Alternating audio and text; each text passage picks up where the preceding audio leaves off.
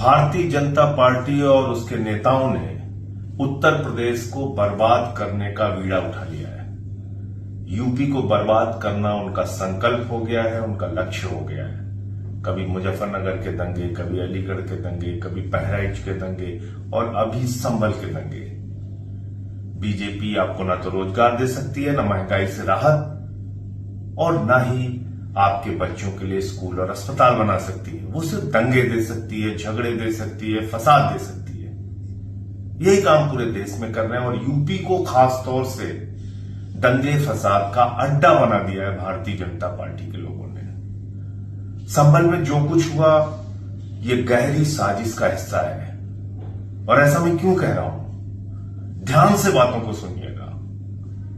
अचानक 19 तारीख को दिल्ली से 2 वकील जाते हैं संभल में, जिला की अदालत में वहां पर याचिका दाखिल करते हैं। उस याचिका में मिनिस्ट्री ऑफ होम अफेयर्स को पार्टी बनाया जाता है, कल्चरल मिनिस्ट्री को पार्टी बनाया जाता है, एएसआई के 2 अलग अलग विभागों को, अधिकारियों को पार्टी बनाया जाता है, डीएम को पार्टी बनाया जाता है, मस्जिद की कमेटी को पार्टी बनाया जाता है। ध्यान से सुनिएगा, इतने लोगों को पार्टी बनाया जाता है। आप जानते हैं न्याय की एक प्रक्रिया होती है।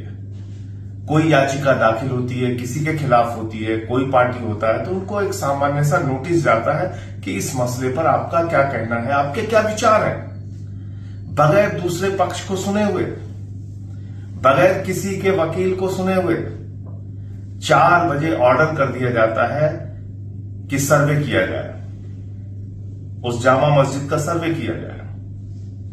4 बजे ऑर्डर होता है। ध्यान से सुनिएगा, 10 से लेके 5 तक कानून के मुताबिक कोई सर्वे हो सकता है, उसके ना पहले ना उसके बाद। डीएम साहब होम मिनिस्ट्री के लिए, कल्चरल मिनिस्ट्री के लिए, एएसआई के लिए एक वकील भी नियुक्त कर देते हैं, जामा मस्जिद की कमेटी को नोटिस भी दे देते हैं। 19 तारीख को 6:30 बजे पहुंच के सर्वे किया जाता है। 2-2.5 घंटे 3 घंटे तक सर्वे होता है। डीएम साहब और प्रशासन के अधिकारी बाहर आते हैं, कहते हैं हमारा काम पूरा हो गया, काम कंप्लीट हो गया। उसके बाद वहां से वो लोग चले जाते हैं। ना कोई दंगा होता है, ना कोई फसाद होता है, ना कोई झगड़ा होता है। भाजपाई बौखला जाते हैं। मोदी जी को लगता है, अमित शाह को लगता है, योगी जी को लगता है, बीजेपी वालों को लगता है, अरे हम तो अपने मकसद में कामयाब ही नहीं हुए, दंगा तो हुआ नहीं, फसाद तो हुआ नहीं, यूपी तो बर्बाद हुआ नहीं, कुछ आगजनी तो हुई नहीं, बहराइच में हमने कोशिश की वो फेल हो गए, संभल में भी फेल हो गए। तो इन्होंने एक नया नाटक किया। 19 को सर्वे कहा पूरा हो गया, 24 तारीख को सुबह फिर से 6:30 बजे, 10 से 5 नहीं, 6:30 बजे सुबह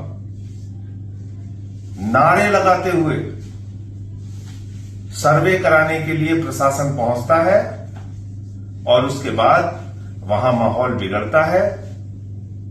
जब मस्जिद के हौद से पानी निकाला जाता है, माहौल बिगड़ता है, पुलिस वहां पे लाठियां चलाती है, गोली चलाती है, पथराव भी होता है दोनों तरफ से और 5 लोगों की जान चली जाती है। ये कैसे हुआ, मैं पूछना चाहता हूं। अगर 19 तारीख को सर्वे पूरा हो गया था तो 24 का सर्वे डीएम के आदेश पे कैसे हुआ? जब 19 तारीख के सर्वे के बाद अगली सुनवाई के लिए कोर्ट ने तारीख 29 की दी थी और अगर सर्वे से कोई पक्ष संतुष्ट नहीं था तो उसके बारे में दोबारा सर्वे करने का आदेश भी न्यायालय दे सकता था, तो 24 तारीख को डीएम के आदेश पे दोबारा सर्वे कैसे हुआ? क्या ये डीएम का आदेश था या बीजेपी के नेताओं का आदेश था, ऊपर बैठे हुए आकाओं का आदेश था, दंगा कराने की नीयत से यह आदेश था, फसाद कराने की नीयत से यह आदेश था? मैं यूपी के नौजवानों से कहना चाहता हूं, अपने बेरोजगार भाइयों से कहना चाहता हूं, ये भाजपा तुमको कोई भविष्य नहीं दे सकती। ये तुमको धर्म के नाम पे झगड़े करा सकती है और अपने बेटों को दुबई के शेखों के साथ हजारों करोड़ का धंधा करवाती है। कहां है जैसा का धंधा? दुबई में, कतर में, शेखों के साथ, जिसको गले लगाते हैं मोदी जी। तो मोदी जी अपने भतीजे के लिए कतर में, दुबई में धंधा का, हजारों करोड़ के धंधे का मार्ग खुलवाते हैं और यूपी को दंगे की आग में झुकवाते हैं। डबल इंजन की सरकार, बहराइच में जो प्रयोग फेल हो गया वो संभल में पूरा करती। जिनसे संभल नहीं संभलता वो देश क्या संभालेंगे? तो इसलिए यूपी के लोगों को जगना होगा। हिंदू, मुसलमान, सिख, ईसाई, एक एक व्यक्ति को अपने प्रदेश को बर्बाद मत होने दीजिए।